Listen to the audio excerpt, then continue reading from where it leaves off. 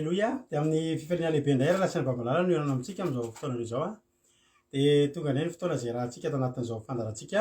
Vavaka fehembenana izay rahanao amin'ny fandarana andramika izao a. Ny akiradio a, ny akimedia, mpikambana ato anaty vavaka fehembenana ary ny gropy izay maharesy a. Dia monina fiadanana tompo amintsika rehetrarehetra izay tratrantsy eto. Fiadanana tompony eo amintsika tsirairay avy. Raha androany no vao tonga eto a dia miarabanao manokana ary tetenanao hoe maretatra amin'ny farany a. Iaraka antsika amin'ny adiny iray sasany eo a. Ifampaheriny ataontsika eto. Aleloia. Dia ho tahin'Andriamanitra anie tsika tsirairay avy. Ranabavy Marizô niditra teto voalohany androany a. Dia tahiny tompo ranabavy Marizô. Dia tsy hitako intsony ilay analina rehetrarehetra tampoka teo a. Erika Raka, Razana Monika, Eliana, Yama, Rodine, Emy Manambotsoa. Dia ao ihany koa ry Emelovli, Thierry Ralbenja, Tongasoa daholo a. Yama, Razafy, iza ilay olona teo? Misy analana tsy hitako teo a.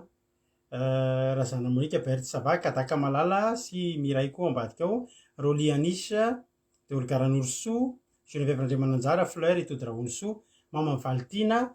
Aleloia. Mialatsy fa misy fianarana tsy hitako teo ambonimbony teo a. Raha sendra tsy voatona ny anaranareo. Jonathan ohatry hitako teo koa. Dia Tongasoa daholo a. Isika tsirairay avy.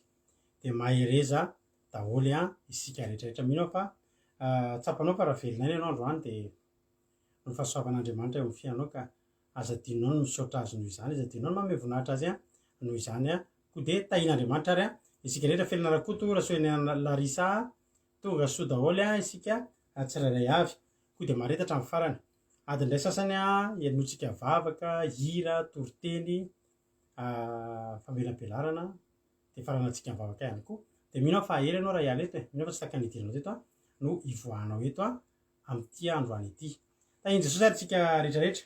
Ataontsika iaraka amin'ny Rahalatojo nitorantsika anaty vavaka fanomboana androany fa mirava ny Henriette soa aloha izay mbola tsy rahabaiko teo ihany koa tamin'ity androany ity. Andao rehefa tojotsika rahalahintsika tojo a hivavaka fanomboana miraka izao fotoana izao eo am-pelatanan'Andriamanitra. Dia venentsika rehefa avy. Tahin tompo a Rahalatojo a, anao ny fitenenana. Tahin Jesosy pastera dia tahin Jesosy koa isika rehetrarehetra izay tonga somatsara amin'ny vavaka fiambenana amin'ity talata ity indray. Dia mientraka amin'ny fotoana am-pelatanan'Andriamanitra raha tsika dia manasa antsika rehetra mihitsy a hiaraka hivavaka. Ry Andriamanitra iray io, misaotra betsaka Andriamanitra fa vita somatsara indray ny tontolo andronay a, lamina, velona somatsara anay, mbola tafavoreto Andriamanitra, vita indray ny aranofo Andriamanitra dia anamboatra ny ara-panahy indray anay, satria ny aranofo Andriamanitra dia mora aloha. Ianao no tena izany hoe ho levona ny aranofo, ho levona zao ny trano, ny fananana rehetrarehetra, ny zavatra tototoina isan'andro io Andriamanitra dia ho levona. Fa ny ara-panahy anay Andriamanitra, ny fanahinay no velona mandrakizay. Dia eto anay tsirairay avy Andriamanitra, anorina indray izany ara-panahy izany Andriamanitra hitsangana tsara, hifofoana, ho fitendry ny baterian'ny ara-panahynay Andriamanitra. Tena hoe hirehatra mihitsy amin'ny fitiavana anao, tena hipololotra fiderana anay, hanandratra anao anay Andriamanitra androany, ary indrindra hien'ny feonao indray Andriamanitra, dia mitenena aminay Andriamanitra fa izany no andrandraina eto, izany ny atongavanay eto Andriamanitra, hien'ny feo andrainay izay any an-danitra indray. Dia tendreo ny mpanomponao izay hitondra ny teninao Andriamanitra. Eo pastera Melabelatra Andriamanitra, tena hoe hipaika aty anatinay indray Andriamanitra ny hafatra anao, hiasa aminay tsirairay avy reto. Raha misy kivikivy apitraka an'izany anie ny teninao, raha misy marary eto ho balisaminy Andriamanitra ny teninao, na sitrana mety misy fery anaty efa ela mihitsy alahelo, dia ao anatin'izao toriteny izao Andriamanitra ny hisokatra indray ny fiainanay Andriamanitra. Dia eo koa Andriamanitra ny vavaka amin'ny firenena dia vakiny ny firenena eo am-pelatananao sady, dia eo ny hira sy rehetrarehetra Andriamanitra izay hanandratanay ianao, dia tongava mihitsy Andriamanitra eto a, fa ianao ny ilainay, ianao ny andrandrainay Andriamanitra. Ingany hofen'ny fanatrianao izao fotoana izao, ingany ny tananao mahery no omban'izao Andriamanitra, ny devoly sy nasan'ireo tompo a, dia ingany tsy anankely tsy anam-pahefana eto, satria ny Andriamanitra dia manam-pahefana, ny Andriamanitra dia afaka mibaiko ny zavatra rehetrarehetra. Dia ingany Andriamanitra tena ianao ny asa eto, arakofon'ny rano Jesosy masina Andriamanitra, connexion mandeha somatsara. Dia mba heny somatsara anay tsirairay Andriamanitra, dia sokafo sady masompananay hafanay mandray an'izany teninao izany. Dia voninahitra anie dia ho atolotray ho anao iray izany Andriamanitra, tiana ianao Andriamanitra. Halleloia, amen.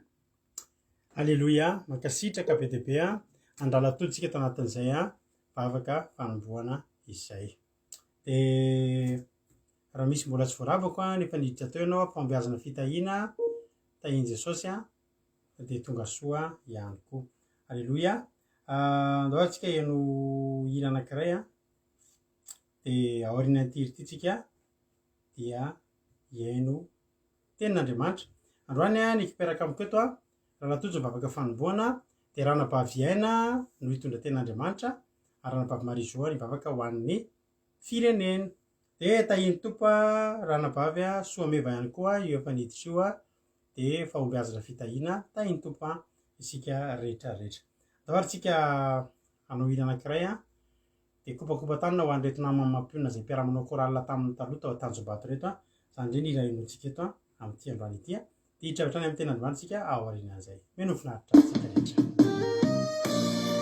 Jesosy tsy manary anao tsy manary antsika Jesosy. Halleluia.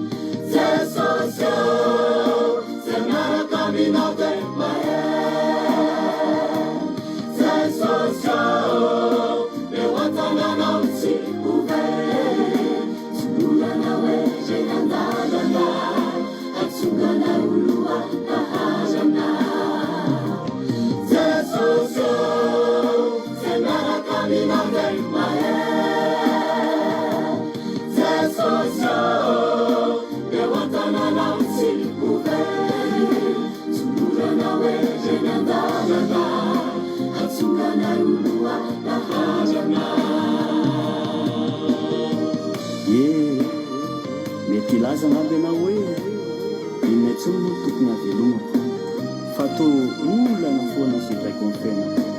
Miamaizina amiko ny tany aman-danitra ankehitriny ho anao indrindra izao izao ho fampahelezana anao ho azakivy mitraka jereo Jesosy dia mivavah fa izy ilay tsy mafona mandao sady mbola hiato anao. Maro be ireo izay manenjika anao miady mafy miasolafaka anao satria matsy mandrosatrany anao tsy sonao kiady manginano anjarana. Maro be ireo izay manenjika anao miady mafy miasolafaka anao satria matsy mandrosoatrany anao tsy sonao kiady manginano anjarana. Tsy sonao kiady manginano anjarana. Jesosy zay miaraka aminao dia mahay. Jesosy eo an-tanànao tsy ho very, tsy oranao hoe zay nandalana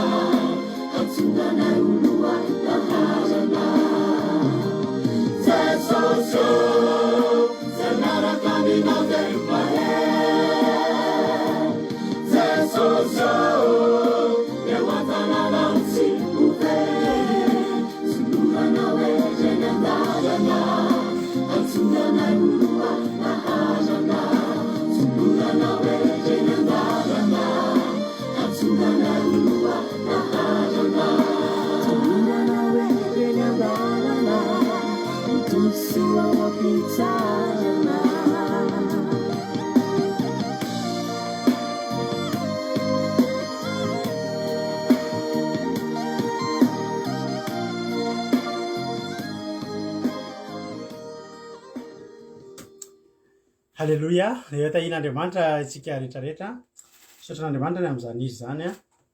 Rehefa miaraka aminao Jesosy a dia mahery ianao a. Rehefa miaraka aminao Jesosy a dia tsy very ianao. Halleloia. Mahireza tahian'Andriamanitra. Za matoko fa nampahery anao a izany izy zany a. Za koa matoko fa mbola ampahery anao koa ny toriteny androany izay raha antsika amin'ny anabavitsika.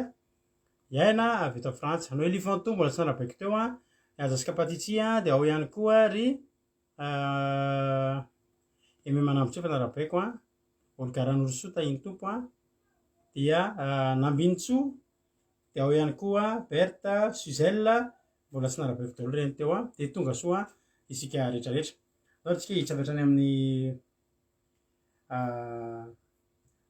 tenin'Andriamanitra. Mino efa naka baiboly ianao efa naka toerana tsara dia hiditra avy hatrany amin'ny tenin'Andriamanitra ary tsika hoentiny anabavitsika.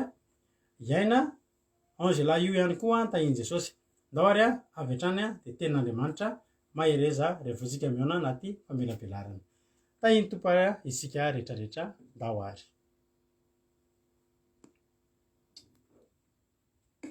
Tahiny tompo pastera dia tahiny tompo tsika rehetrarehetra manao fidanan Jesosy Kristy io amintsika izay tonga eto indray amin'ity alina ity a. Dia tonga indray ny fotoana izay amintsika ny tenin'Andriamanitra dia manasa anao a hiaino hatramin'ny farany fotsiny tenin'Andriamanitra hoe izay maharitra hatramin'ny farany a no vonjena. Dia raisin'ny baibolinao a dia vakintsika ao amin'ny Exodosy toko 17.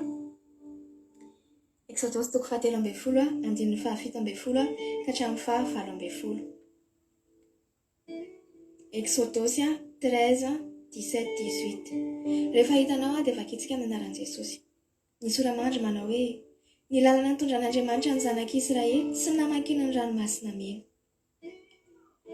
Ary rehefa nalefa ny Farao ny olona dia tsy mba nentin'Andriamanitra tamin'ny lalana nankany amin'ny tanin'ny Filistina izy na dia akaiky azy izany, fa hoy Andriamanitra, andrao anenina ny olona raha mahita ady ka hiverina any Egipta. Fa nentin'Andriamanitra ny vilo amin'ny lalana mahazo any anefitra amoron'ny ranomasina mena ny olona, ary vao manayady ny fiakatry ny zanak'Israely avy tany amin'ny tany Egipta. Halleloia. Ty tantara ty ravina dia mino fa fantatsika tsirairay avy ny tantaran'ny zanak'Israely rehefa nentin'Andriamanitra nivoaka ny fanandevozan'ny Egyptianina izy. Dia hitantsika mazava tsara hoe nisy lalana izay nitondran'Andriamanitra anazy.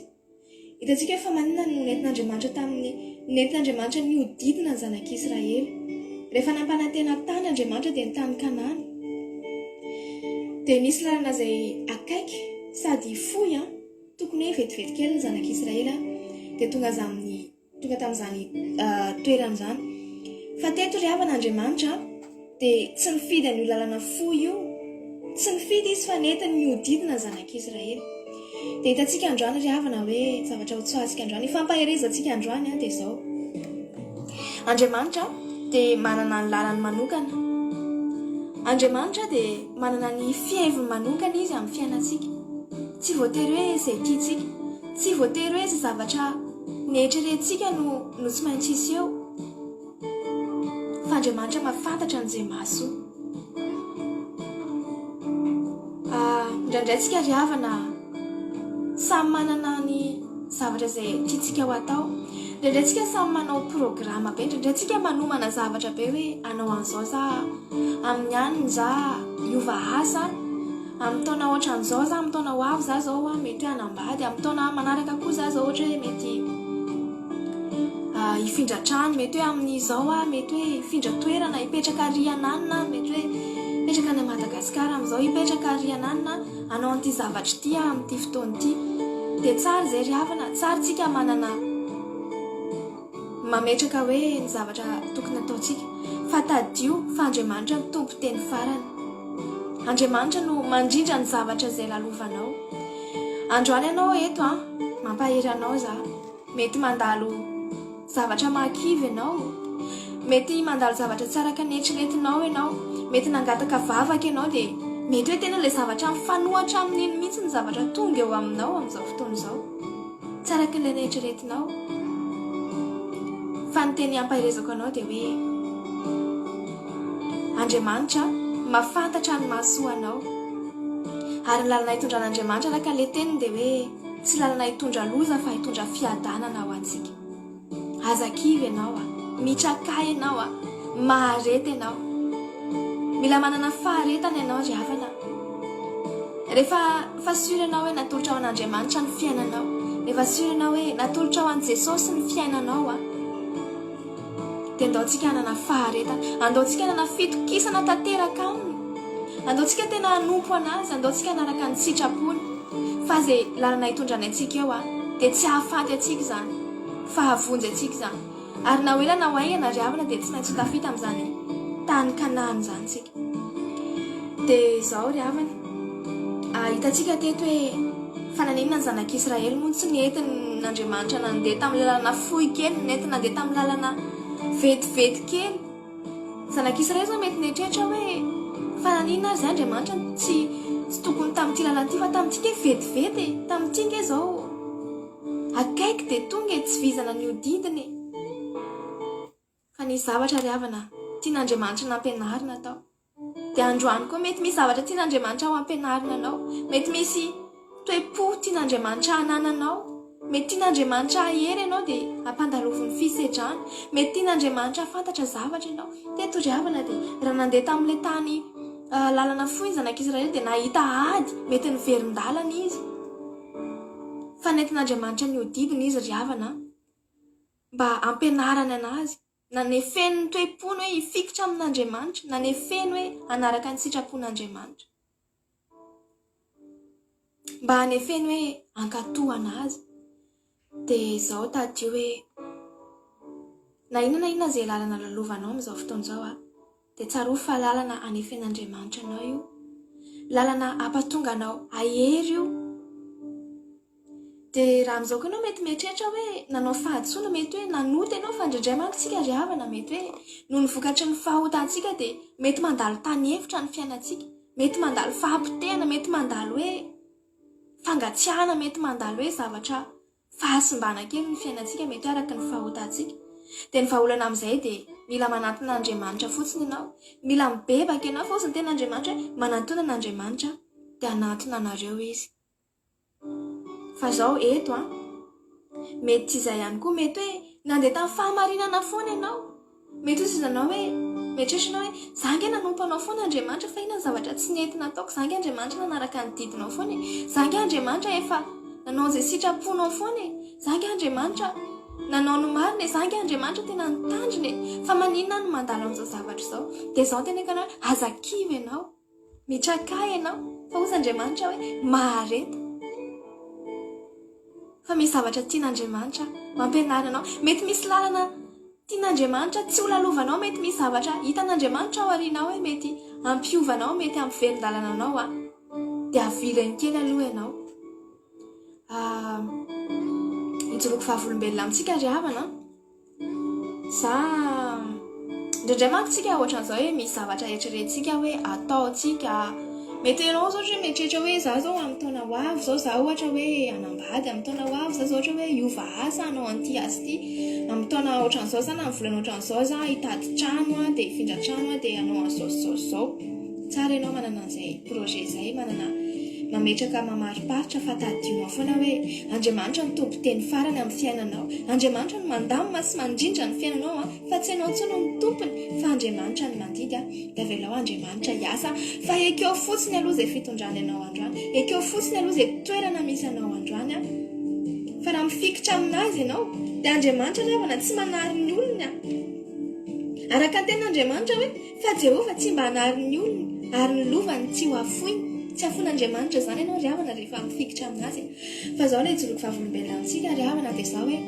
za tamin'nisy fotoana tamin'ny fotoana nisy asa izay tiako natao izay dia efa vita zany ny entretien dia efa natao ny entretien dia efa tany dia efa hita dia nandritra n'izay fotoana nanaovana entretien zay dia milamina tsara falifaly be ny mpampiasa hoe ohatrany hoe tena handray anao ery izy, ohatrany hoe tena hoe rapide zany ianao dia hiasa tena hitanao hoe nizotra araka ny tokony izy tsy hitanao koa zany hoe inona tsy tokony hampalany anao fa ianao falifaly hitanao hoe hainao le asa ny critère tediavin'le asa anananao dia faly zany ianao hoe ay voaray ahy zany fa inao izy nareo nonseho avita ny entretien dia za zany efa vonona be ozy efa vonona be aho hoe ozy izy le olona ozy izy le mpampiasa hoe amin'ny herinandro ianao ozy izy manomboka fa alefako aminao ny programme sy ny emploi du temps sy ny zavatra rehetrarehetra sy ny taratasy tokony atao dia efa faly ahy zany ry havana hoe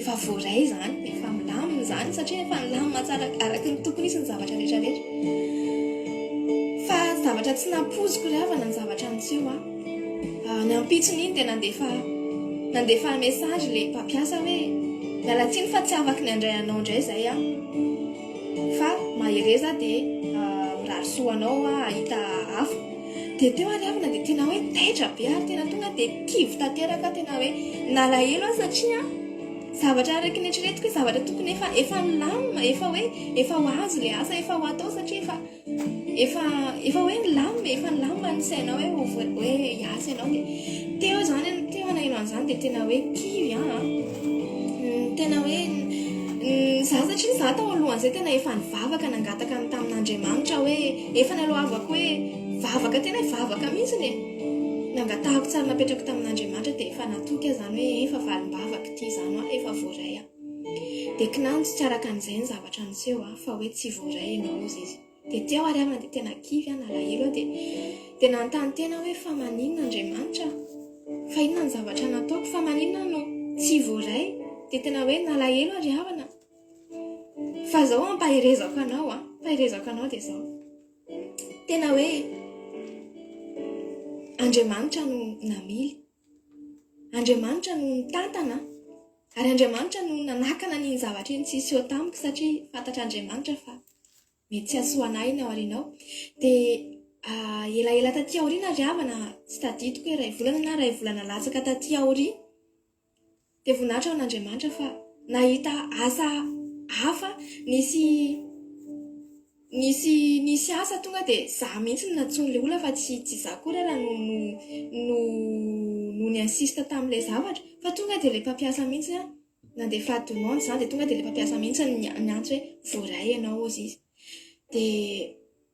dia teo ary havana dia faly aloha hoe nahazo an'ilay asa fa tao anatin'ilay fotoana ny andrasako an'ilay tao anatin'ilay fotoana aloha hoe le tsy nahazahoako an'ilay asa tamin'ny saika niriko tamin'ny voalohany tena nalahelo hoe kivy ianao hoe tsy nisy fanantenana tsony ianao hoe tsy hoe tsisy fanantenana fa tena kivy ianao hoe fa ahoana ty zavatra tena haiko ty dia fa manana tsy voalaiko fa zao ry havana rehefa nahazo an'ilay asa anankiray faharoa io dia rehefa niasa ray volana dia teo voatsapako hoe Andriamanitra tena misaotra anao fa tsy niraisina tamin'ilay asa voalohany ry fa na niraisinao tamin'iny asa voalohany eny dia tsy tahaka an'izao ny fiainako tsy tahaka an'izao zavatra izay ianako amin'ity asa vaovao ity ny zavatra ianako satria ry havana ny asako voalohany teo le tsy nahavoaray anahy dia tena hoe miasa be dia be ny ora fiasana be dia be ny ora iasana nefa ny karama tsarakarak'izay sady en plus n'izay miasa matetika miasa isaky ny sabata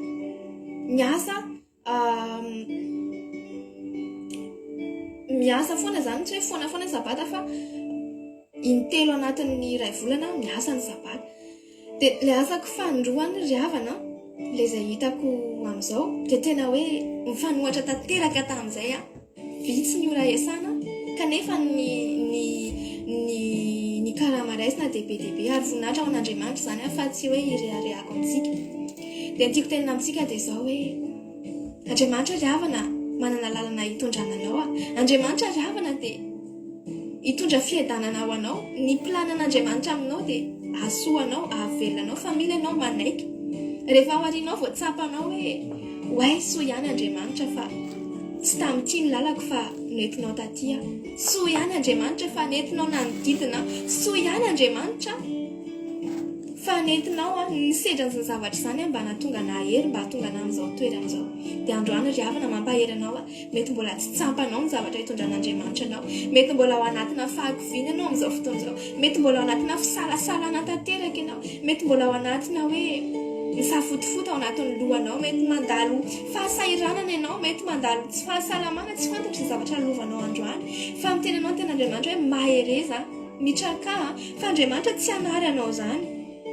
Nosy ny ten'Andriamanitra koa hoe Jehova no mandeha eo alohanao ary izy no hiaraka aminao, tsy handao anao na hafoy anao izy, koa aza matahotra na mivadi-po ianao. Izao ry havana matoky fotsiny n'Andriamanitra dia manana faharetana ao amin'Andriamanitra fa izy tsy manary anao. Rehefa tanteraka tsaka sy andavany fotsiny ny didin'Andriamanitra rehetrarehetra, ny zavatra sitrapon'Andriamanitra rehetrarehetra, dia keo ny fitondrana fa Andriamanitra tsy manary antsika izany ry havana, fa tsika indraindray no mivadika aminy ary tsika indraindray no miala aminy fa tadidio, fa rehefa miala amin'Andriamanitra koa ianao dia tsy mahefa na inona na inona, tsy mahefa na inona na inona tsika ry havana rehefa miala amin'Andriamanitra dia izao ao anatin'ny fisedranao io mety mafy ny zavatra lalovanao, fa ny teniko tenena aminao dia aza miala amin'Andriamanitra izany ianao, aza manome tsina an'Andriamanitra izany ianao, aza miverin-dalana izany ianao hoe za Andriamanitra efa tsy namaly vavaka ihany ianao, efa zavatra tsy araky ny eritreretiko ny zavatra nataonao anahy fa za andeha hiverina amin'ny fiainako taloha na hoe za andeha hiova lalana tanteraka fa ianao efa tsy namaly vavaka. Fa zao Andriamanitra ry havana manana ny fotoanany ary manome an'izany amin'ny fotoana izay mahamety anazy. Andriamanitra tsy tary izany na dia iray sekondra eo amin'ny fiainanao fa manana ianao faharetana. Tsika ry havana dia tena hoe tsy afaka velontsika, tena tsy ho tafita ianao io raha tsisy an'Andriamanitra, fa zao mifikira amin'Andriamanitra araka ilay hira hoe rivotra iainantsika Andriamanitra ry havana, fahavelomana ho antsika Andriamanitra ry havana, tena tsy hahefa na inona na ina ianao raha misaraka aminy. Fa amin'izao lalovanao izao indrindra, amin'izao toerana misy anao izao indrindra, tena hoe tokony fikiranao aminazy, tena hoe tokony anantonanao misimisy kokoa an'Andriamanitra. Fa zao tadidio ry havana fa io Andriamanitra io raha mivadika aminazy, raha miala amin'Andriamanitra sika, Andriamanitra dia Andriamanitra foana, na niratsirany anarantsika na heverina amin'ny fanaony izao tontolo izao tsika dia Andriamanitra dia Andriamanitra foana. Tahaka ny hoe jerentsika tsara ny trondro rehefa ao anaty rano izy, rehefa miala ao anatin'io rano io ry havana ny trondro dia maty, rehefa miala ao ny trondro dia ny rano dia rano foana, tsy miova iny. Tahaka izany koa ny zavamaniry, ny zavamaniry ambolena ao anatin'io tany io izy, maniry izy, ombotanao iny dia rehefa miongotry ny zavatra iny dia io tany io dia tany foana io, na misy zavamaniry na tsisy zavamaniry io dia tany foana io, fa iny hazo iny no maty. Dia tahaka izany tsika ry havana, tsika rehefa miala amin'Andriamanitra, rehefa mivadika amintsika dia Andriamanitra foana izy, na inona na zavatra ataona dia Andriamanitra foana izy, na nometsina anazy ianao dia Andriamanitra foana izy, na inona nataonao Andriamanitra foana izy, fa ianao no faty, ianao no very raha miala aminy, very ianao ry havana raha miala amin'Andriamanitra, fa mifikira aminazy manana ianao faharetana fa tsy maintsy ho tafita ny lalanao ary tsy maintsy ho avy Jesosy ry havana. Izay maharitra ozy ny ten'Andriamanitra no hovonjena dia andaontsika haritra amin'ny fanompony indrindrandrindra, andaontsika tsy hiverin-dalana fa na inona na zavatra izay miseho amin'ny fiainanao dia atao fotsiny hoe lalana hitondran'Andriamanitra anaty, hitondra fiadanana fa tsy hitondra loza ho anahy. Dia mino fa mety nampahery zany tenin'Andriamanitra zany dia voninahitra ho an'Andriamanitra rery ihany dia tahin' Jesosy daholo tsika rehetra rehetra. Haleloia. Haleloia. Sotra betsaka sorana mitafotafo natolotra anao ranam-pahaviana tao anatin'izany asan'Andriamanitra izay nataonao izany dia mankasitraka indrindra avitanao indray ny anjara didinao tamin'ity androany ity dia Andriamanitra ny hamaly fity. Mino fa nahery ny olona ny aly menao lira fotsiny dia efa mahery. Haleloia. Vome mahafinaritra be mampahery tsara ny toriteny nanome lesona nanome hery dia misaotra betsaka ny anam-pahaviantsika anatin'ny fahatanorana fa vitany foana ny asan'Andriamanitra ka dia tahiny tompo ranam-pahaviana mitombozitra mitombo fahasoavana. Olokadorlinina tahiny Jesosy rahalahy Jean Angelin ihany koa dia vitako teo tonga soa ihany koa Razafintsalama. Haleloia. Koda Leonie Dery izy koa mbola tsoravako teo faly raha heritovo tonga soa daholo isika rehetrarehetra. Sotranareo ihany koa mankasitraka any anabaviana satria reny fankasitrahana ataonareo reny de voarain'ny ankizy eto daholo reny ary mampahery andry zareo ihany koa. Anao tsaratsara kokoa sy mihoatrahoatra kokoa rehefa ao aoriana aoka de mankasitraka ho tahin'Andriamanitra ane isika tsirairay avy. Jaona azafady Exodosy toko 17 andininy fa 17 no nivakiny teto sy ny 20. Misy fotoantsika efa nitorany izy io teto raha tadidinareo efa nitorany izy io de nasiko sary tam'izay fa nisika hoe de hovaitsika foana ny araka ny teniko maly toriteny atao baiboly efa betsaka ny zavatra miveriberina de Andriamanitra koa nefa tsy lany teny omena antsika fa ny masina koa tsy lany teny omena antsika ka de isoratsika n'Andriamanitra hatrany zany. Ny lalina tondran'Andriamanitra zanak'Israely sy ny namakiny ny ranomasina mena. Alleluia.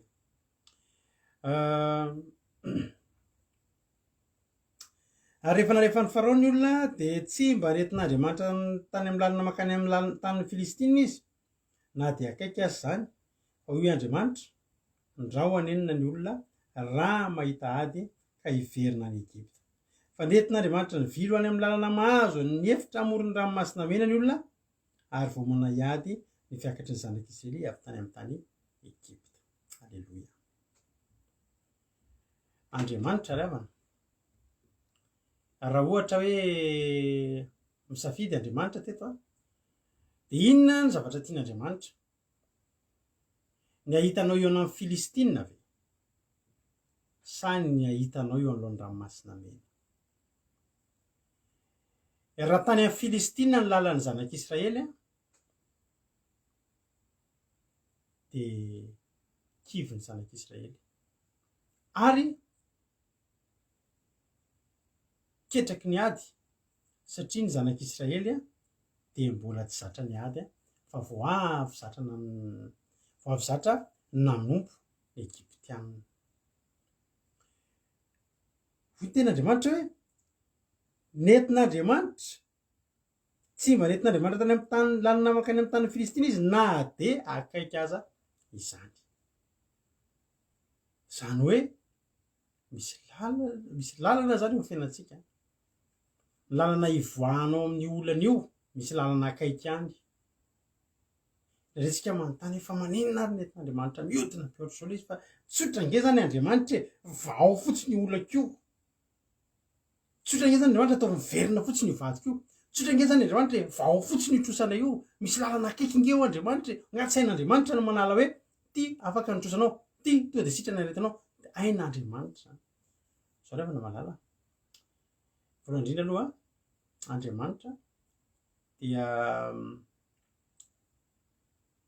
ten'Andriamanitra. Alleluia.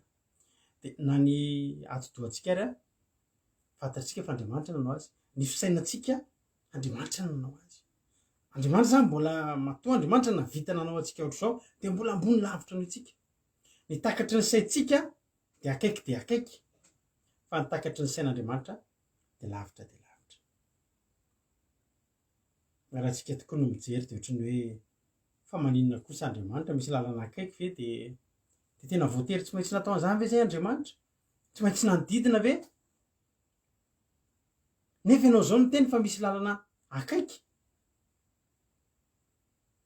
Toy ohatrany tsy rariny kosa zany Andriamanitra. Tsy nalao ve Andriamanitra mba lalana akaiky? Iza moa ry havana ny hifidy ny lalana, iza moa ry havana ny hifidy ny lalana lavitra? Raha tsika mandinika, iza no hifidy ny lalana anodidina? Fa nanana zavatra roa Andriamanitra teo anoloany. Filistina mitatsabatra sa ranomasina mena. Tsy hoe tsy hain'Andriamanitra ny mandripaka ireo Filistina ireo. Hainy zany. Hainy ny mampifanaritaka andreo. Fa tsy ny manam-pifanaritaka an'ireo no zava-dehibe tamin'Andriamanitra. Alohan'Andriamanitra napahita zavatra ngeza be ady zany hoe vitany zanak'Israely foana. Filistina zany efa hita isan'andro zany. voalohany indrindra Andriamanitra te haneo zavatra lehibe izay mbola tsy hitany zanak'Israely hatramin'izay. Ny Filistina niady efa hita zany, fa zany ranomasina mena zany tsy mbola hita zany. Andriamanitra te hampiseho anao heriny, ary Andriamanitra te haneo aminao fa lehibe izy. Manoloana ny olantsika io dia tsika manana ny hevitritsika zao no tokony hanaovana an'io.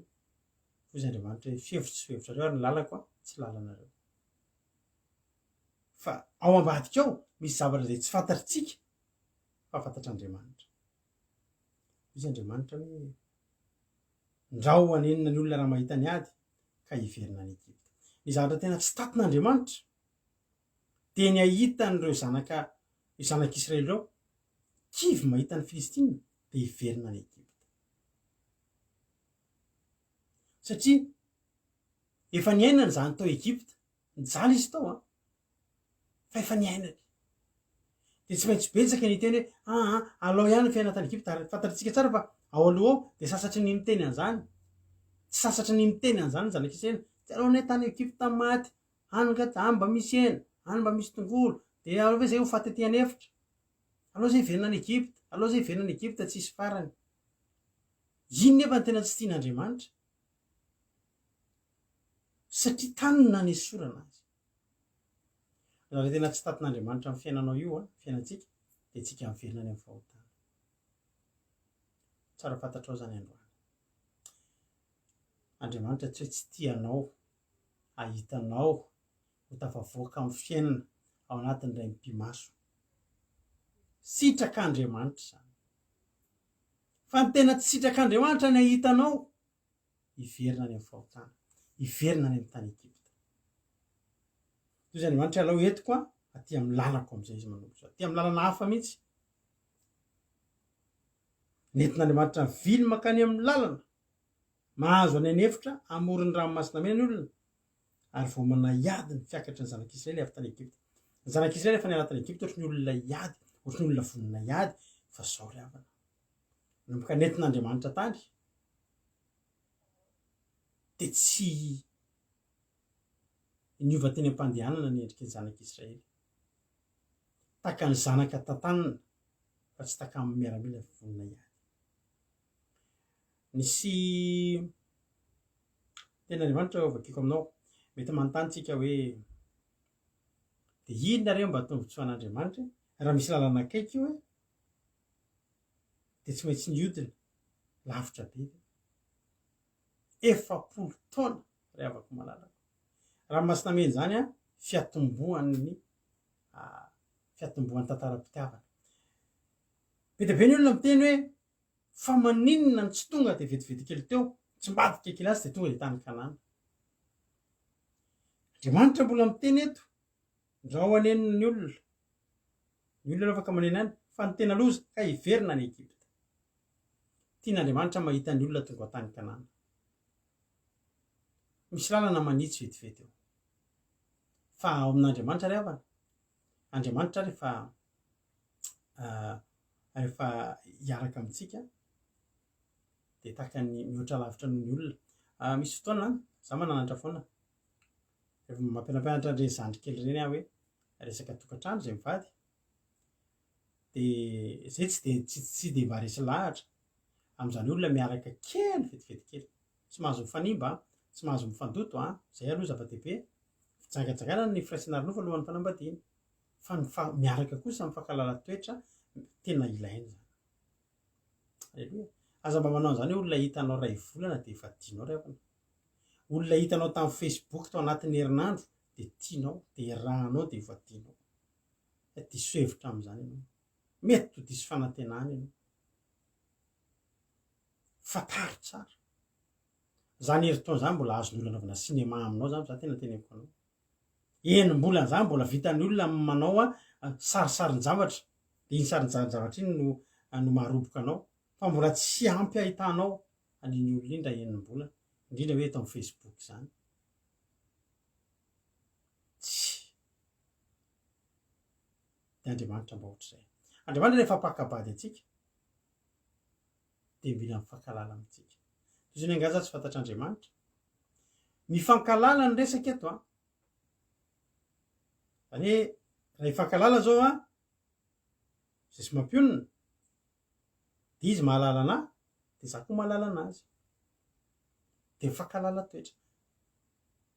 Dia mifankafantatra. Nareo raha ohatra hoe mpivady tsy mifankalala dia manaova akory. Za tena teneniko aloha tsorony vavombely, tsorony vadibavely, zay mifankalala. Zay mivady efa misy zavatra raha hijerena, dia na tsy miresaka ary dia mitovy ny zavatra hitanay amin'iny. Tsy mifankalala zavatra. Goana hira hitovizanay.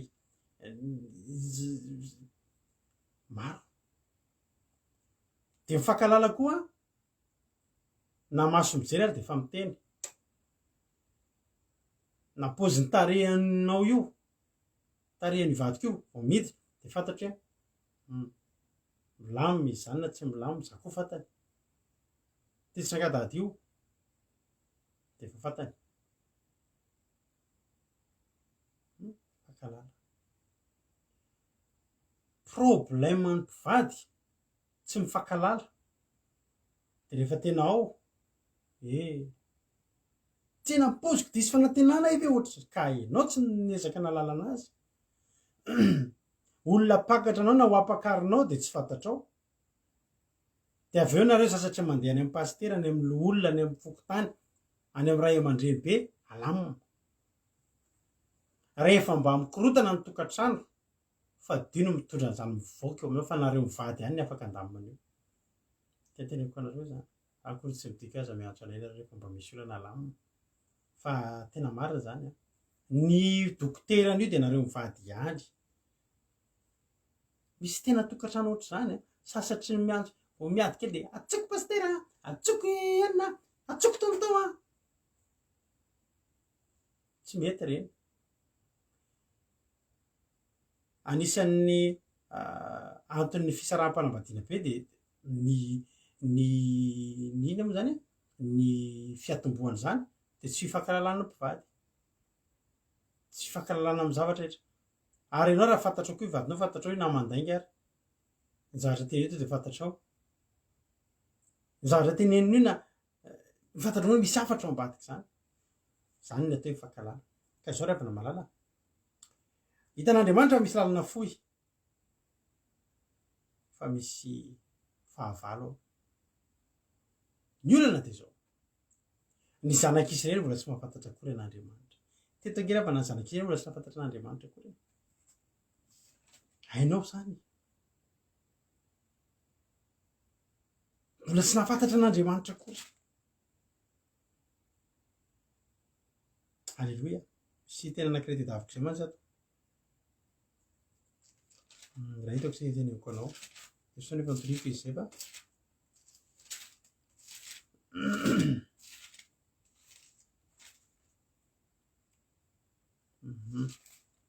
Raha hitako raha tadidiko dia teneniko anao. Teto a, mbola tsy nahafantatra an'Andriamanitra ny zanak'Israely. Ary raha sendra Filistina izy ao, dia mbola tsisy fotoana akory nampahafantarana an'Andriamanitra anazy ny tokony ataony. Reo raha mihaona amin'ny Filistina, tokony hoe dia miverina any amin'ny Farao, fa tsy hiandrandra an'Andriamanitra. Satria Andriamanitra aza tsy fantany izy moa Andriamanitra.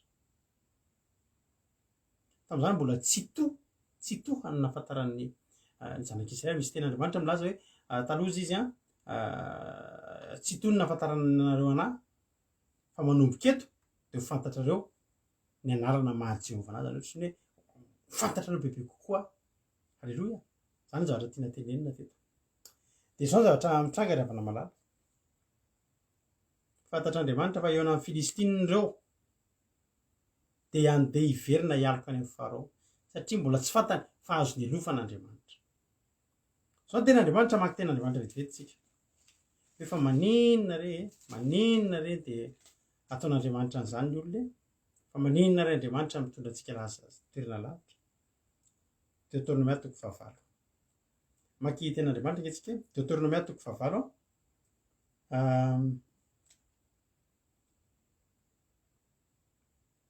soramanitra dia ny fampatsiarovana ny tondran'Andriamanitra ny Israely eto zany efa fampatsiahivana sisa. Aleloia.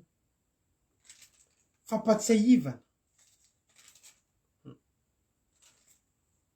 hoe inona ny anton'ilay zavatra taria aloha taria, inona ny antony a,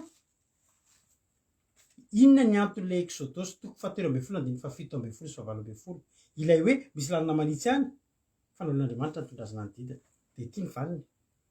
Soramandry ny fampatsiarovana ny tondran'Andriamanitra ny zanak'Israely sy ny nampanetreny azy tena ary ny fananarana azy andreo miavinavina ka manadin'Andriamanitra. Fakitsika amin'izay ny ten'Andriamanitra amin'izao fotoana izao.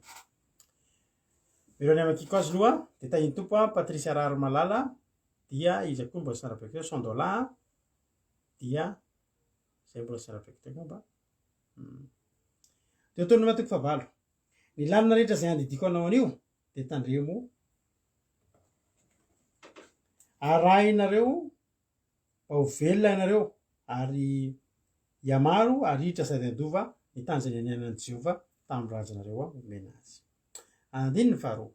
Ary tsarovo ny lalina rehetra izay nitondran'i Jehova Andriamanitra anao tany anefitra izao 40 taona izao. Ianao amin'izay. Mario am-baiboulinao amin'izay. Inona no anton'ilay 40 taona? Fa misy antony. Ny zavatra rehetra ataon'Andriamanitra misy antony avokoa.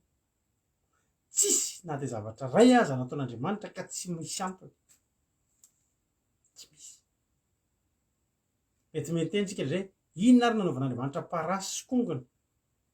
Fa misy antony nanaovana an'ireny. Inona ary nanaovana ny lalitra? Misy antony nanaovana an'ireny. Mety lalitra dia kapohatra. Tsisy. Maranao ireo koa Andriamanitra namorona antony reny lalomanga ireny. Hoe lalomanga rehefa na Madagasikara mihinana manga tsika rehefa volana Desambra. Misy tsika hoe mba nanao foana Andriamanitra. Misy antony. Misy antony. Tsy voatery fantatritsika fa Andriamanitra mahafantatra an'izany. Zao ny zavatra nitranga. Ary Jesosy angeravana ny teny an'izany foana. Ity zany zavatra teneniko antsika mihitsy. Isika rehetrarehetra izay mieritreritra hoe tsy mety izany fitantanan'Andriamanitra. Inona ary mba dikan'izao? Hoy Jesosy any amin'ny Jaona 4:17 manao hoe izay ataoko dia tsy fantatrao.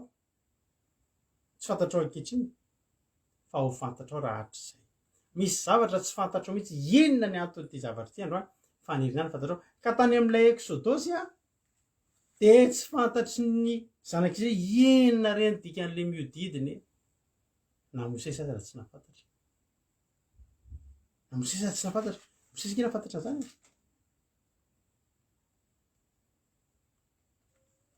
Tenenan'Andriamanitra alefako miodidina.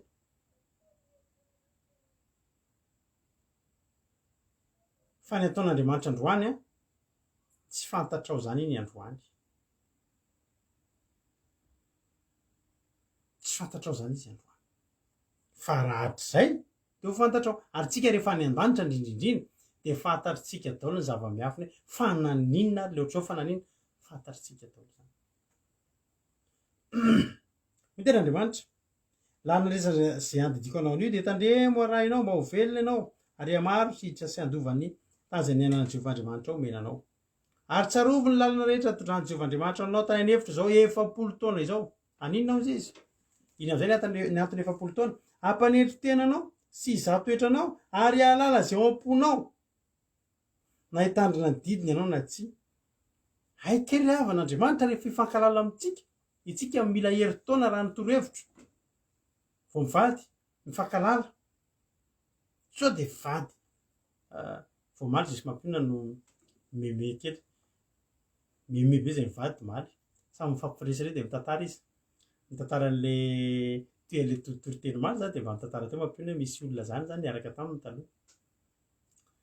Dia tena nampiomehy be mihitsy ny fiarahana tamin'izany fa tena olona tena kahidy be mihitsy izy ilay izy.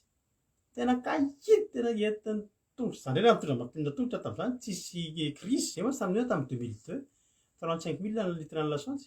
Zany na tômôbila tena tsisy lasansy tsotra. Nefa izay nanao rendez-vous dia nahaka anazy dia nitaitaina be dia mba teneniko izy mandeha tongotra aloha tsika androany fa tena tsisy lasansy. eke tsisy ndrariny aza zany rehetra tena ty anara tsisy tomobile. Halleloia. Ary zany natonga niomboana teo na tamin'ny fotoana efa reraka tsisy tomobile ntsony zay rahalahy rehefa maka vady dia aza le vady azonao tamin'ny tomobile tsara reny, fa rehefa tsy hoe ny tomobile tsara mety tsy hanambady ianao fa reny le mampionana namoaka dossier maly fa tsy zaka i mampionana namoaka dossier maly fa tsy za indray aloha tamin'ny tindray mitoraka mampionana ary niaraka taman'olona tsy hoe maly taloha dia io olona io tena tsy mety mihitsy izy fa tena aloha nijanona fakahido be tena hoe mandeha tongotra mba mampiaraka dia tsy mandeha ninina mandeha tongotra dia tena tsisy ohatr'izany io izy io vavolombelona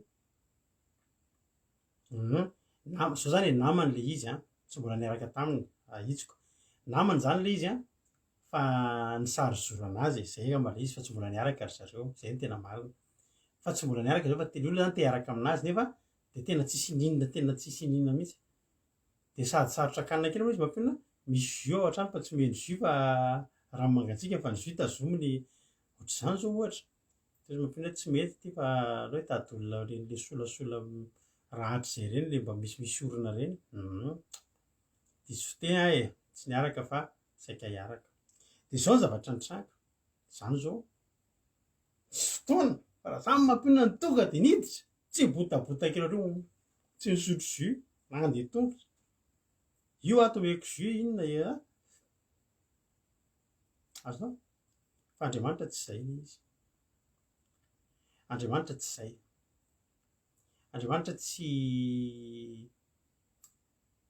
herin-taona ny ilan'Andriamanitra 70 taona ambany inona izy izy mba hampanerin-tenanao sy zatoetranao ary ahalala ny eo am-ponao misy fotoana ry havana malalako tian'Andriamanitra ho fantatra ny eo am-ponao ary ny ahafahan'Andriamanitra mahafantatra ny eo am-ponao dia zavatra anankiroa tany efitra dia 70 taona mety tena hoe asa tao an'izany Andriamanitra atao amin'ny lalàna mahitsy tonga dia fantatra ao momba tsy izany ny mombanao hivoaka rehefa ianao eny an-tany efitra 70 taona voaka daholo ny mombanao monimonina ianao zay zany ny tena mombanao malahelo ny tongolon'ny Egypta ianao zay zany ny tena mombanao mametsina an'Andriamanitra zay zany ny tena mombanao 70 taona be dia be ny nitsana atao anatin'izay fa le tena mijoro fantatr'Andriamanitra reto ny tena anahy reto le ho ampidiriko eny an-dalana eny ry havana dia misy fifankalalana. Halleluia. Mihinana tsy mihinana tso fa fahitana variana mahita ny resaka reo tsy mihinana tsy resaka mihinana fa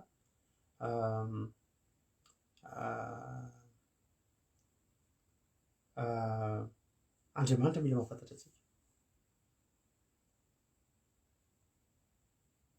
vetivety kely loatra dia mbola tsy mivoaka ilay tena izy fa izao tao anatin'ny 70 taona dia nahitsan'Andriamanitra ny frehariana mampaniri-tena tao anatin'ny 70 taona nianatra naniri-tena ny zanak'Israely ianao eo alohan'Andriamanitra. Halleloia. Misy fotoantsika mila fotoantsika vao mahavita maniri-tena ny atren'Andriamanitra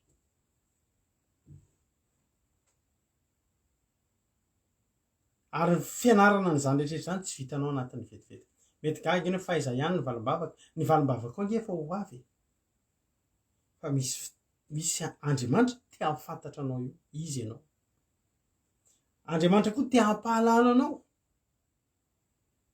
izy moa izy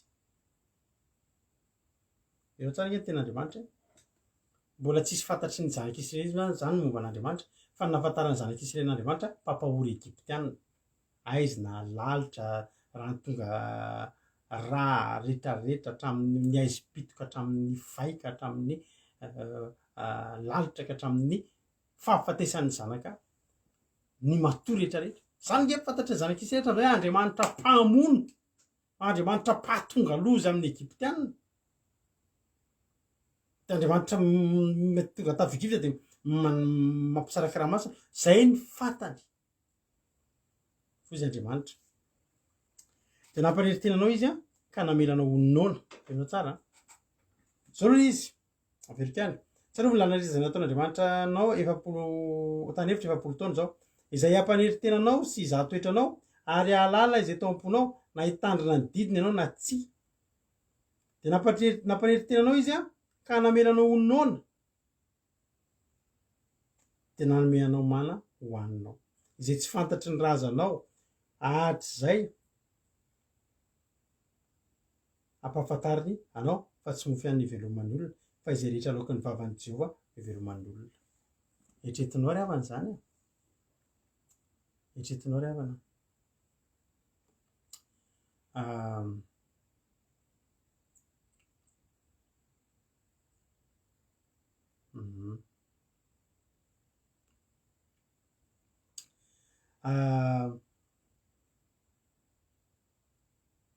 Eritreretinao zary ten'Andriamanitra ity nampanirintenanao izy dia namelanao ononoana. Taizany nafahan'Andriamanitra anao zany tamin'ilay 7 taona. Le lalina vetivety tary tsisy fotoana nafahan'Andriamanitra ampiseho zavatra ohatr'izany.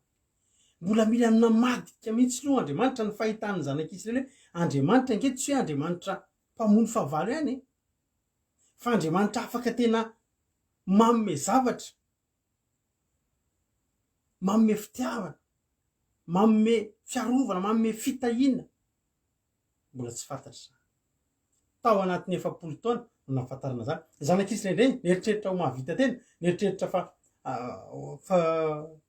mahataka zavatra. Tao anatin'ny 7 taona nampahafantarin'Andriamanitra azy hoe olombelona nareo a, tsy mahavita an'iny nareo a, tsisy vitan'ny fisainanareo a.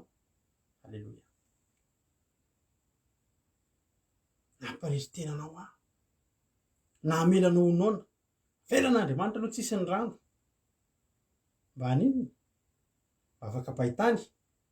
Ny rano angena miaraka amin'Andriamanitra na tsy miaraka amin'Andriamanitra afaka tsisy foana ny rano hoe taditio hoe bebe olona mieritreritra manompo an'Andriamanitra dia tsisy rano fa bebe olona tsy manompo an'Andriamanitra tsy mahita rano ihany koa.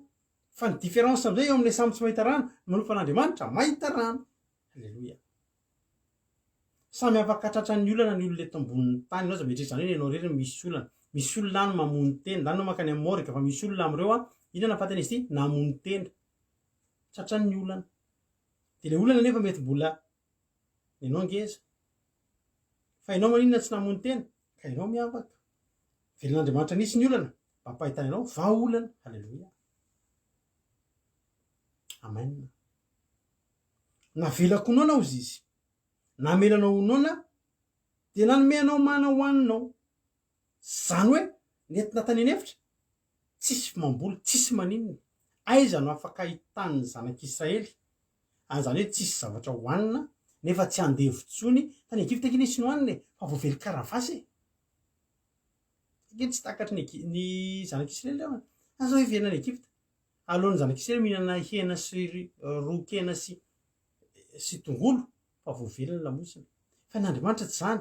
Mandeha ianao a tsy mitatatra, tsy mively fariho ny fomba fiteny fa noana ianao na velan'Andriamanitra noana kely misy aloha enao le nony misy. Za nge mino ravana fa ny vadiko a mampina rehefa hisakafo ny ankizy eny mino fa tsy izy ireo manao zany fa ny olona rehetra dia afenina mihitsy reny bonbon zavatra mamimamy kely reny coupe fin mantsy reny.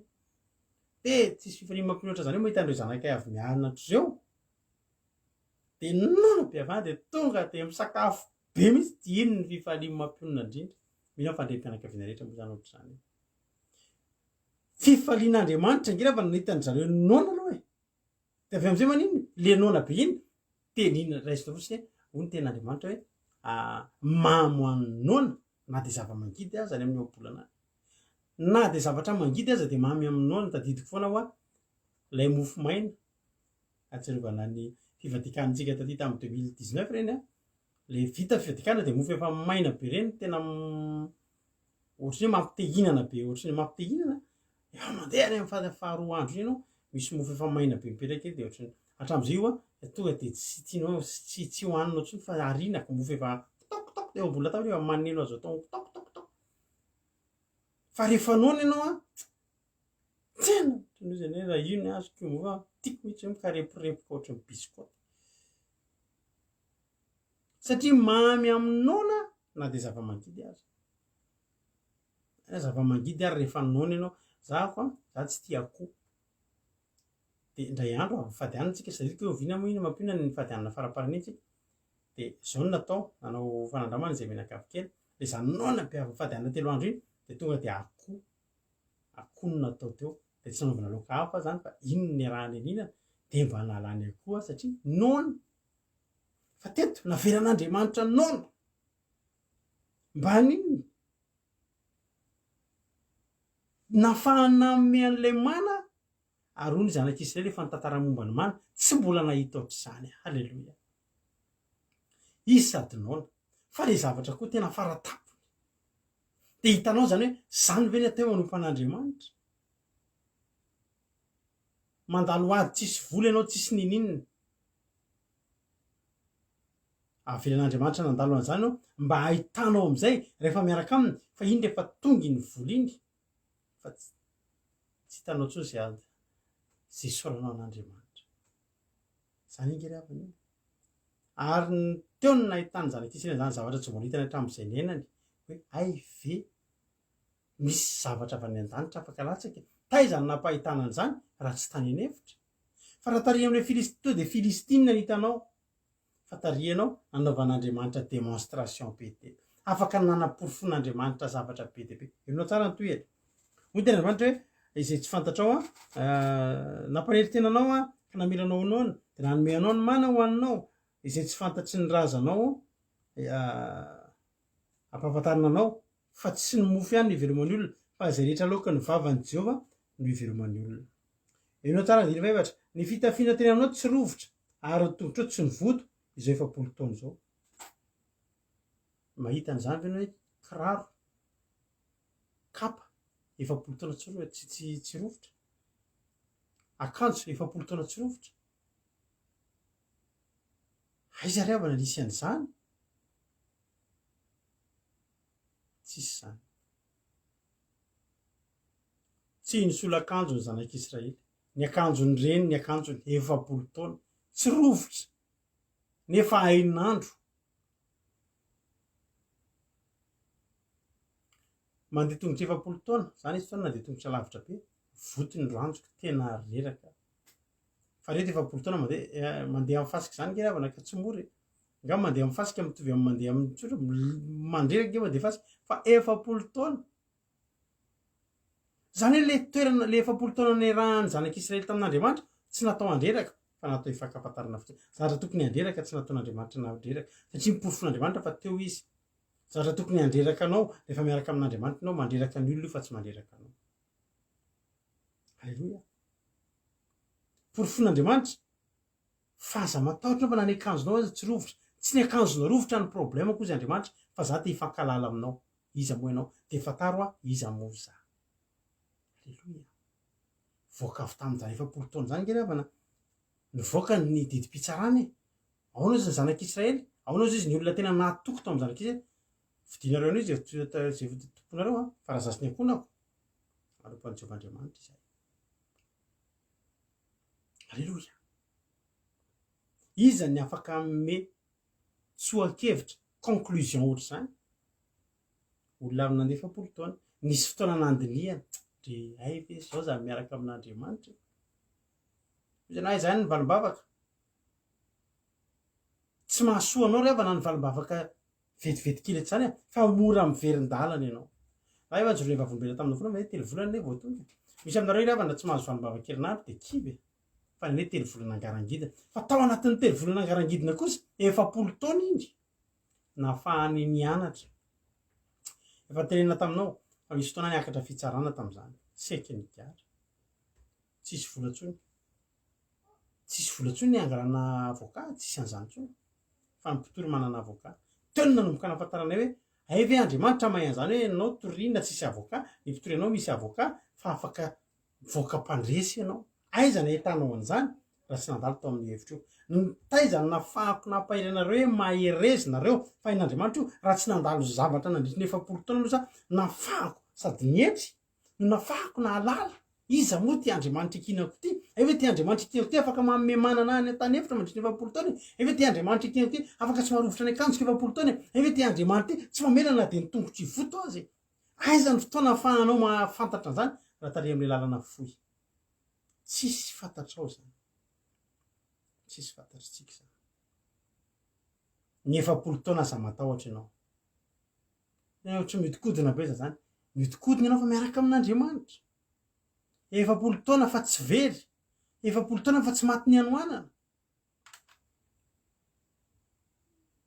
halleloia betsaka ny olona tsy mety mandeha amin'ny 20 taona ny ary am'le manitsy any de misy olona tena tsy manaraka n'andriamanitra mitengeravana rehefa nandeha ny zanak'Israely rehefa vakitsika lay tena andriamanitra vakiny anabavy any teo any amin'ny exodus teo zao ny zavatra nitsanga izy izy teo rehefa tapitra ny any amin'ny 9 am'le exodus 3 ary Jehovah nandeha teo alohany tamin'ny andro rahoana raha atoandro hitaridalina azy ary tamin'ny andro afo no ny alina ho fahazavana azy andehanany andro aman'alina ary ny andro rahoana tsy ny alina teo talohan'ny olona raha atoandro ny andro afo no ny alina voanomboka teka andriamanitra de nitaridalina fa misy olona tena tsy nanaiky an'izay lasa ihany nandeha ho aiza hoe aty misy lalina maniva karalahy dafa nahita Filistina inona ny farany verina tany Egypta firy ny olona ny verin-dalana firy ny olona manandrana mivavaka fa miverin-dalana revana tsy te hiditra andalo an'izany hoe entin'andriamanitra ao amin'ny tany efitra 20 taona io tsy mampijaly fa io ifankafantaranao amin'andriamanitra andriamanitra te hifankalala aminao ianao mila mahafantatra an'andriamanitra iza ny andriamanitra itokianao io iza io andriamanitra raha miteny hoe matoky an'andriamanitra tsy ho vakiako tamin'ny boky zany na hoe tantarain'olona anay mba matoky ralarado an'andriamanitra de taniako arako hoe matoky nareo an'andriamanitra za mihitsy miteny hoe matoky halleloia halleloia za raha mampahery anao de satria zavatra ny ainako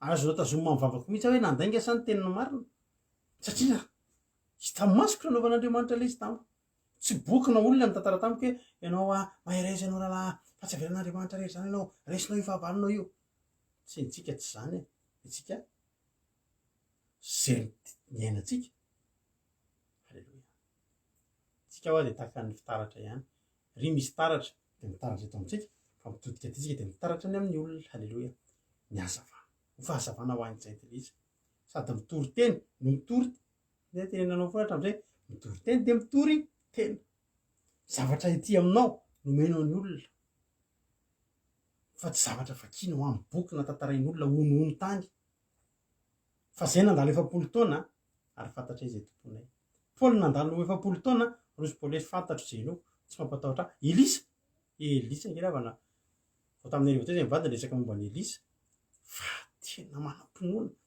resiny Elisa Elira finoana Elia natahotra ny Jezebela de nitsoka teo ho faty fa jereo tsara nge finoany Elisa voadidina miaramila zareo petraka andriamanitra ho sokafony masony mba hita de izy mahatsiany Gehazy hoe lehibe lavitra momba antsika fa kalma fotsiny voamaly tsika no mitantara inona ny eo aminareo dilo iray tavoaly tsy maninona eno izy andriamanitra ozy Elisa mety satria Elisa maninona Elisa mahafantatra an'andriamanitra Elisa efa nentin'andriamanitra koa 20 taona tao anatin'ny tany efitra nifankalala taminy ny olanao ianao tsy mety hifankalala amin'andriamanitra mihitsy zatra tianao de zao mandalo kely anao de makavalivavaka de tsisy raha inao zay hifankalala amin'andriamanitra nefa tsara te teny aminao fa zay ny tanjon'andriamanitra ary raha misy zavatra ny lalovanao de maka kely de lasa ianao de inge meny kely anao iny fa tena tian'andriamanitra ianao le hifankalala aminy de azonao antoka zany fa misy fotoana indre mandeha varian'andriamanitra vavaka vetivety ianao misy fotoana ataony mitady azy mihitsy ianao de entiny mihitsy ianao telo volana ho any anay ianareo tsy haiko fa ne telo volana angarangidy zany mafy zany ry havana malala mafy zany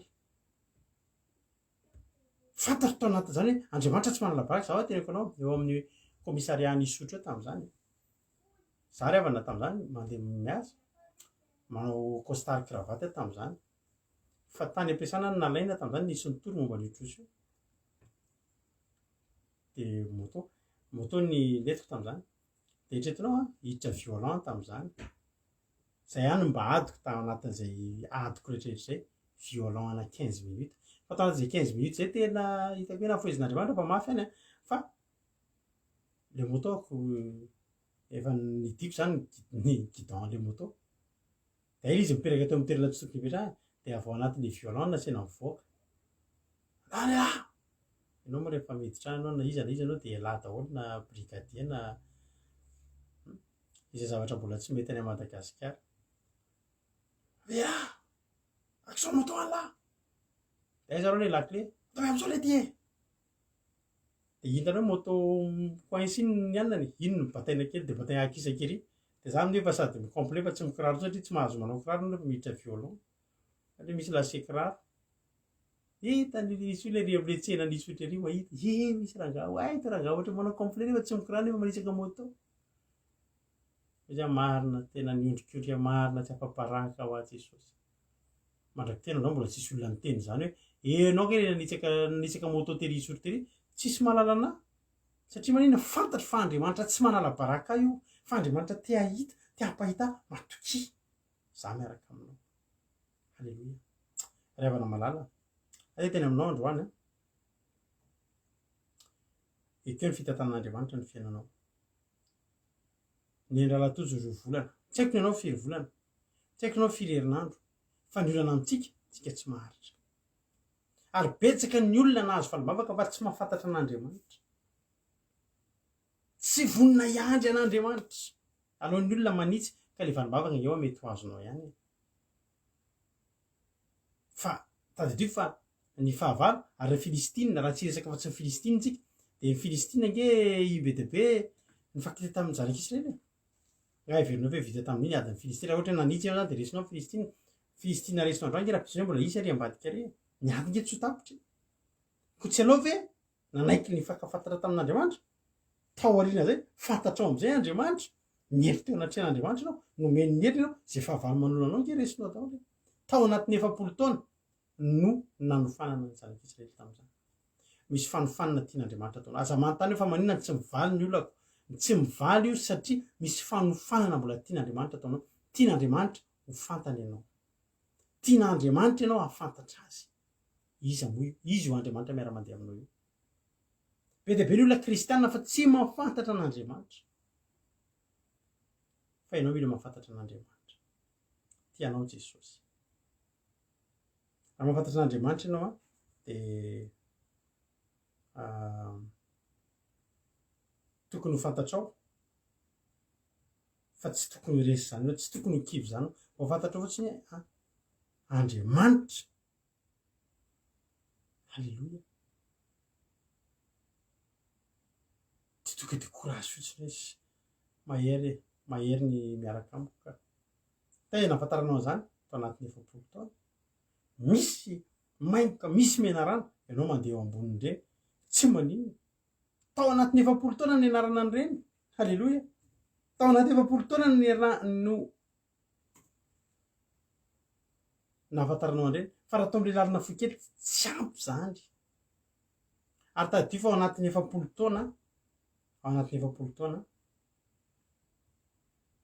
ry havako malalako ao anatin'ny 70 taona de tsy maninona ianao tao anatin'izany tsy hoe resy ianao tsy hoe potika ianao tsia fampianarana zany no natao atsika rehetrarehetra ko de za matoky fa ny tanan'Andriamanitra ampahery anao zao fotsiny ny tadidinao Andriamanitra tsy manary anao zany Andriamanitra tsy miala aminao zany Andriamanitra tsy misaraka aminao zany na entin'ny 70 taona ianao na entin'ny miodidina izy ianao ny zavatra angatahako aminao fotsiny de zao manomboka androany matoki an'Andriamanitra ianao matoki fa tena tokony atoky an'Andriamanitra ianao azonao itokian'Andriamanitra tsy azo boboka Andriamanitra tsy te hamono anao fa Andriamanitra te hifankalala aminao mifankalala tian'Andriamanitra isy tantara-pitiavana afinaritra be tomboka aminareo sisa tsy isy mihitsy tantara-pitiavana io raha tsy fantatrao izy Davidy zany nge avana ka tena tena tia an'Andriamanitra, fantatry fankalala amin'Andriamanitra, fankatia amin'Andriamanitra. Halleloia. Tahin'Andriamanitra tsika rehetrarehetra. Tsy olana ny 70 taona. Ingy tsy 70 taona ilay taty amintsika efa nafoeziny. Tamin'izany izy ny 70 taona. Ianao zao ve moa no zana toetra 70 taona tsy efa na zay zoary tsy mivelon-dana hoe 70 taona ve ravana dia tsisy valombavaka, 70 taona ve ravana dia apetra eny, efa naheno zany taty amintsika andro fahasoavana zao. 3 volana ny anay, ianao mety 2 volana, ianao mety 3 volana tsy fantatro. Andriamanitra amin'ny mahalala, misy amintsika zahako hitako taty aoriana dinika atony ny 3 volana satria zahako mihitsy ngeny raha mbola herinandro zany na 2 volana zany mivelon-dalana ravana taty aoriana. Fafantatra izay ny hitan'Andriamanitra mety, izay fahafantaran'Andriamanitra dia ekeko satria izy ny Andriamanitra. Zao fotsiny ny ataoko aminao. Eo amin'ny lalana izay lalovanao io mahatoky fotsiny ianao. Halleloia. Andriamanitra tsy mandao anao. Ho tain'Andriamanitra ny antsika rehetrarehetra. Tsy mampatahotra miaraka amin'Andriamanitra. Mahatoky ianao, Andriamanitra tsy mandao anao. Fa eo foana izy mampianatra anao, eo foana izy mitia anao, eo foana izy mitantana anao, eo foana izy meroa lalina anao. Mahay resika rehetrarehetra tianao Jesosy.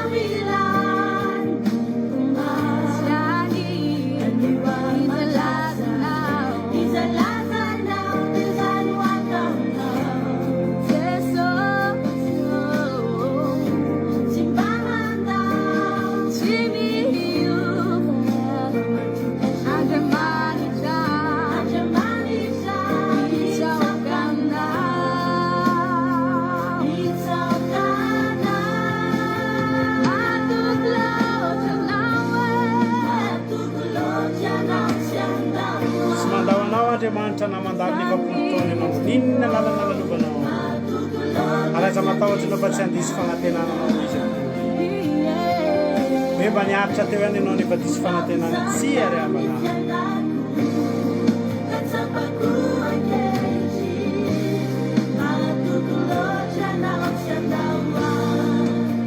Matuk lo chanawe, matuk lo chanawe.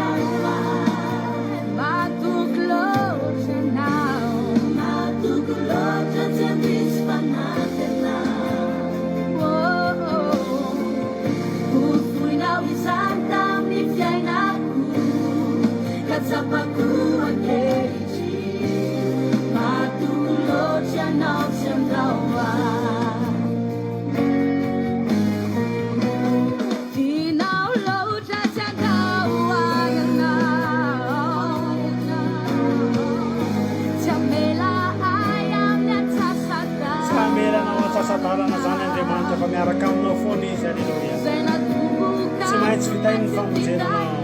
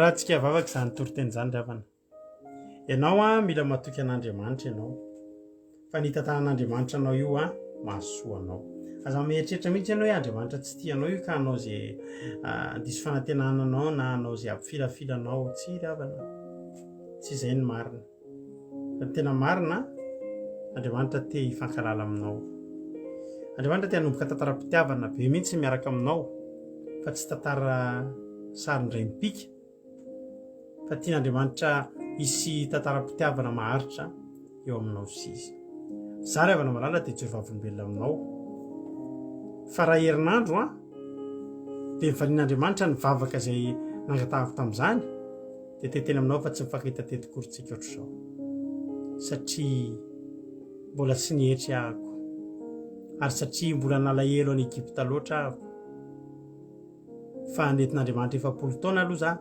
zany hoe 3 volana ny 7 taonako tamin'izany nafahako nafantatra nafahako namoy ny zavatra rehetrarehetra nafahako nanadino ny zavatra rehetrarehetra halleloia nifantoka tamin'andriamanitra zany mba tanjon'andriamanitra aminao koa androany misy tanjona tian'andriamanitra atao amin'ny fiainanao misy tanjona tian'andriamanitra atao a eo amin'ny fiainako sy amin'ny fiainanao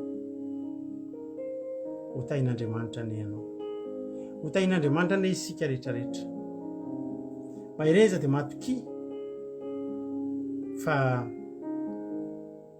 tsy ho avelan'andriamanitra irery zany ianao mahireza dia matoky fa tsy avelan'andriamanitra eny amin'ny tsasadalana zany ianao fa tena hoentiny ho tapavoaka ianao hoentiny ianao ary dia tena ho ataony ho tapavoaka amin'ny fiainanao io manana toky fa andriamanitra tia loatra be fitiavana tena tianao loatra andriamanitra hivavaka isika amin'izao fotoana izao jesosy eo misaotra anao zay ny amin'ny fitiavanao anay misaotra ny amin'ny teninao zay tonga tamin'ity androany ity matoky a Jehovah-andriamanitra fa voaraina indray zany teny zany tsy fantatra ny antony 7 taona androany fa ho fantatra ihany zany rahatra izay fa ny angatahako aminao dia ampianaro zay atoky anao ampianaro zay atoky anao fa raha mitoky aminao zay andriamanitra dia ho lasa lavitra izay dia ho lasa lavitra dia ho tahinao dia ho tantaninao jereo zay rehetra miandro farimbavaka eto androany ataovy maharitra fotsiny izay fa raha maharitra izay andriamanitra dia fantatray ny toerana izay ho alehanay fa tsy maintsy eny amin'ny toeram-pandresena eny an-tampon-tendrombohitry Araratany misy ny samby fiaranay tahaka ny samby fiaranao ahy fa omeo fahatokiana sy faharetana anao izay misaotra Jehovandriamanitra ta io zao teny zao mba hamoha amin'ny zato eny am-pon'olona tsirairay avy ary ny devony Satana tsy afaka hitsaingoka izany fa dia ta io tompo omeo hery ary hosory ary izany teny izany Jehovandriamanitra dia ho teny tonga nofo ary tonga fahasoavana ho an'ny tsirairay avy voninahitra ny eo anao dia raha laza saotra izay tsy voalaza ianao manalana masoa dia fantatro Jehovandriamanitra fa niza teto izy tamin'ity androany ity dia nandray izay notoriana taminy dia hamoha avy zato eny saotra betsaka tompo halleloia amen ivavaka isika amin'izao fotoana izao amin'ny firenena mpanjosika na vavisika Marie-Jo ivavaka amin'ny firenena tany tompo Marie-Jo tainy tompo pasteur dia tainy tompotsika rehetrarehetra manaraka an'izao fandaharana izao miaraka hivavaka tsika dia mbola faly misaotra anao izay ry Jehovandriamanitra rainay tsara indrindra satria anomenao indray izany teninao izany androany mba hampahery anay mba hanangana anay indray mba hatoky anao satria maro tokoa ny zavatra izay hitondranao ny fiainanay Andriamanitra mety hoe tsy takatry ny sainay ary mino aho fa ny tsirairay avy izay manaraka sy naheno an'izany toriteny izany dia mandalo zavatra izay tahaka ny manjavozavo tahaka ny hoe ady maharotsarotra eo amin'ny fiainana nefa mino aho Jesosy malala fa androany dia izany teninao izany no hampaherezanao indray ny tsirairay avy fa manana ny hevitra hiverana ny fiainanay tokoa ianao ary hevitra hitondra fehidanana fa tsy loza no hitondranao anay Andriamanitra tahaka n'izany tondranao any zanak'Israely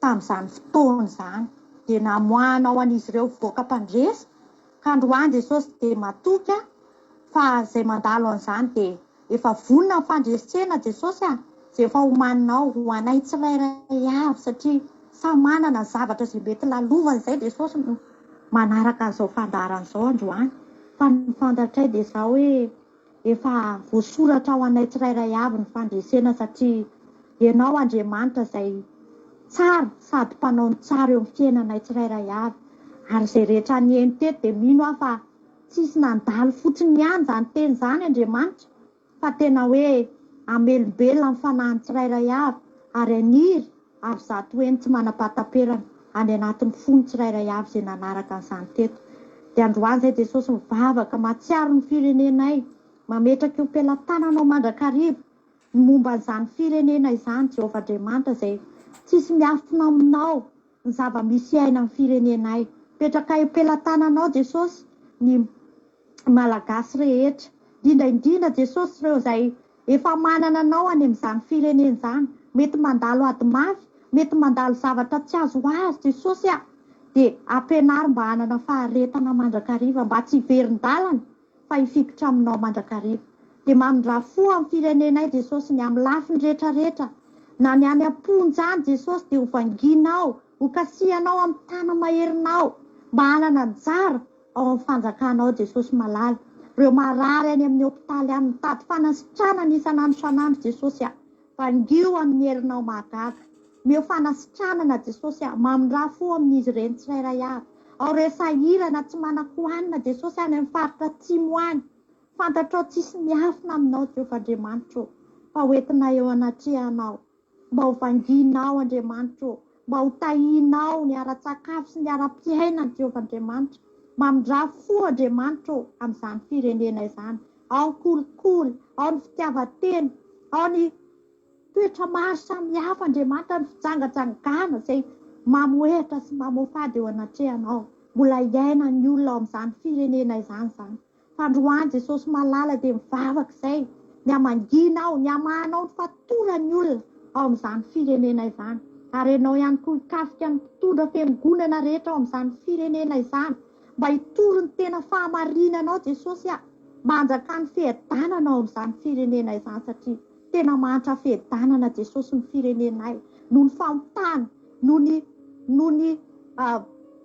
noho ny teny diso ny amin'ny fitondrana ny soratra masina Jesosy dia maro no voana ny kristianina maro ny voana ao amin'izany firenena izany fa androany apetraka am-pelatananao mba esanao mahery izy ireny tsirairay avy mba tena halala ny tena fahamarinanao mba tena zoto amaky ny teninao Andriamanitra mba hanaovany ny sitraponao mba hitoeran'ny fehidananao amin'izany firenena izany dia mametraka eo pelatananao ihany koa Jesosy malala anay tsirairay avy izay manaraka an'izao fandaharana izao dia ianao anie hiaro anay tsirairay avy any amin'ny toerana rehetra izay misy anay any ary mbola mametraka eo pelatananao ihany koa an'izao fandaharana izao Andriamanitra eto amin'ny andramoka iza ao mbola izy foana izany mandra-piavinao eny amin'ny rao alanitra dia tahisy arovo ny tsirairay avy izay nanaraka teto Jesosy mba ho voninahitry ny anaranao efa misaotra sady izay amin'ny valim-bavaka izay omenao anay eny mety nisy tsy voatono ny vavako fa ianao ilay Andriamanitra izay manana ny zavatra rehetra hainao atao ny zavatra rehetra eo amin'ny fiainanay izay rehetra tsy voatonoko teto Andriamanitra dia voninahitra dia ho anao rery any. Aleloia, amen. Aleloia, misaotra betsaka misaotra an'Andriamanitra eto amin'ny fataterana fotoana dia misaotra ana rehetra any koa na hatrany hatramin'ny farany misaotra an-dralatojo afaka fanomboana ranabavy toriteny ranabavy Marizao afaka ho an'ny firenena dia misaotra anareo koa na hatrany hatramin'ny farany fa raha tsy tetonareo dia nangidina rery teto izay raha mbola tsy tonga eny amin'ny rao alanitra Jesosy dia eo netintsika rapitso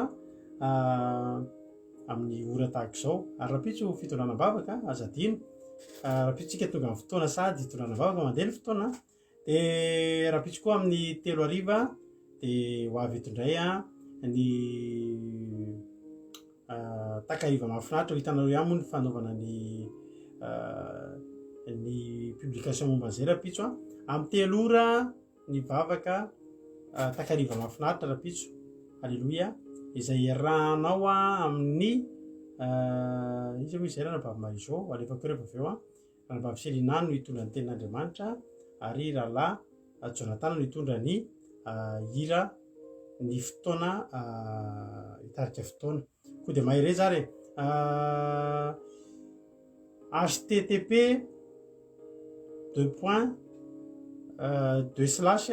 www.andramokaizo.com ho zarain'ny ankizy eo ny lien ahafahanao mihaino ny akiradio izay izaraiko isa-maraina ihany koa moa dia manaraha ny toriteny misy toriteny isaky ny adiny 3 amin'ny 1 amin'ny 4 amin'ny 7 amin'ny folo maraina verinao zao fandaharana zao rapitso amin'ny folo maraina efa zaraina zalahy io misaotra azy rapitso amin'ny folo maraina verina zao fandaharana zao amin'ny 1 amin'ny 4 amin'ny 7 arivany koa dia mbola misy ihany koa ny toriteny hafa samy hitain'Andriamanitra rapitso miona mahereza daholo. Halleluia, tapandriamanitra daholo, amen.